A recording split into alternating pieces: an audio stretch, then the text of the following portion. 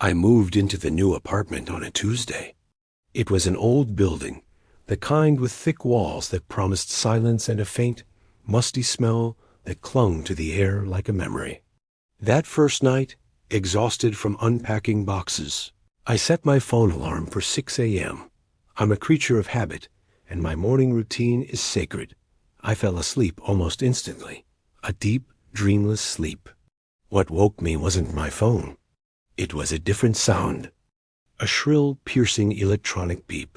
Beep, beep, beep. It was insistent, rhythmic, and coming from somewhere inside the apartment. My eyes shot open. The digital clock on my phone read 3:13 a.m. I sat up, my heart thumping against my ribs. The sound was grating, like a cheap battery-powered alarm clock from the 90s. I swung my legs out of bed, the old floorboards groaning under my weight. The sound seemed to be coming from the living room. I crept out of the bedroom, my senses on high alert. The living room was a maze of half-unpacked boxes. The beeping continued its relentless assault on the silence. Beep, beep. It seemed to echo, making it hard to pinpoint the source. I checked behind the couch, sifted through a box of kitchen supplies, and even opened the empty media console. Nothing. And then, just as suddenly as it started, it stopped. The silence that rushed in was somehow louder, heavier. I stood frozen in the middle of the room, my ears straining for any hint of the noise. Nothing. Just the hum of the refrigerator and the distant sigh of traffic. My phone screen lit up the darkness. 3:14 a.m. It had lasted for exactly 1 minute. I told myself it was just old building noises. Maybe a neighbor's alarm, the sound carrying in a weird way. Or perhaps a smoke detector in the hallway with a low battery, though the sound was too rhythmic for that. I finally managed to get back to sleep, dismissing it as a first-night anomaly.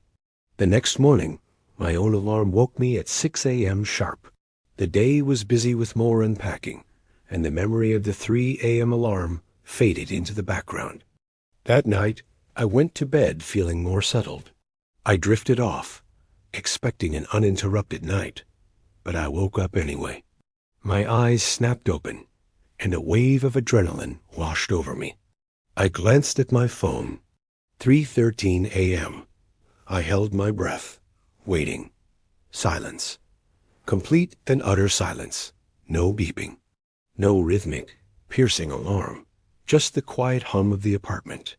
I lay there for a full 10 minutes, my ears straining, my body tense. Nothing happened. This became the new routine.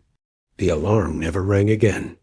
Not on the second night, not on the third, not for the entire week. But every single night, without fail, I would wake up at exactly 3:13 a.m. My internal clock had somehow latched on to that specific minute. I'd lie awake, my heart pounding in my chest, anticipating a sound that never came.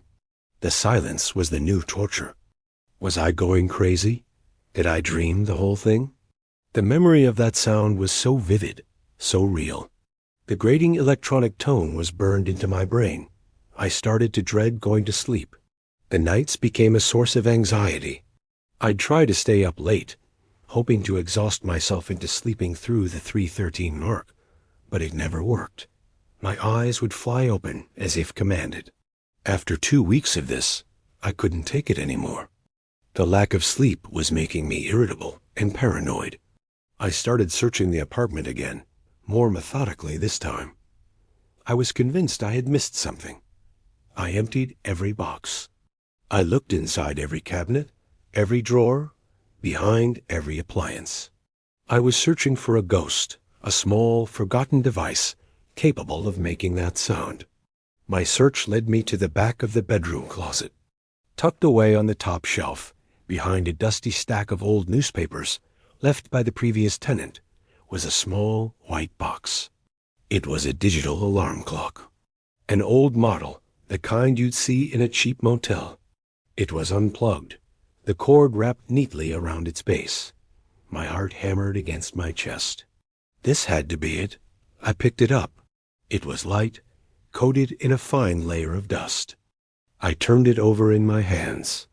There was no battery compartment. It was designed to be plugged in. It was completely inert, a dead piece of plastic. Why would it be here, unplugged and hidden away? Driven by a desperate need for answers, I took it to the kitchen and plugged it into an outlet. The display flickered to life, flashing 12 o'clock. It worked. I looked at the buttons.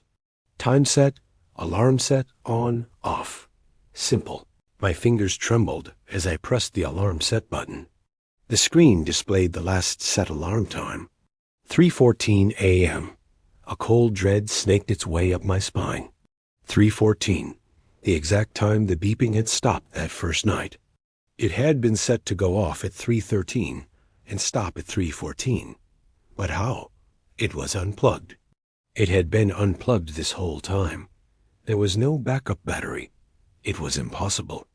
I felt a frantic need to erase it, to wipe the slate clean. I held down the time set button and reset the clock to the current time. Then I went into the alarm settings. I cleared the 3:14 a.m. alarm, setting it to a random time and then turning it off completely. I unplugged it, my hands shaking so badly I almost dropped it. I stood there in the silent apartment, the dead clock in my hand. Why would someone set an alarm for 1 minute, then unplug it and hide it? Was it a prank? A bizarre joke left by the previous tenant. But it made no sense. It couldn't have gone off. That night, for the first time in weeks, I slept through the night. I didn't wake up at 3:13. The anticipatory dread was gone. I woke up to my own phone alarm, feeling rested, feeling sane. It was over. A few days later, curiosity got the better of me. I plugged the old alarm clock back in. The display lit up, flashing 12 o'clock. I had reset it. It should have no memory of what happened. With a deep breath, I pressed the alarm set button. My blood ran cold. The display wasn't blank. It wasn't the random time I had set.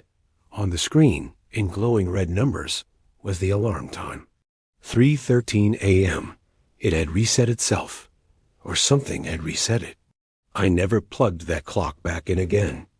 I threw it in the trash, took it down to the dumpster outside, and buried it under a pile of garbage bags. But my strange ritual has returned. I still sleep through the night, but my peace is fragile. Every so often, maybe once or twice a month, I find myself waking up.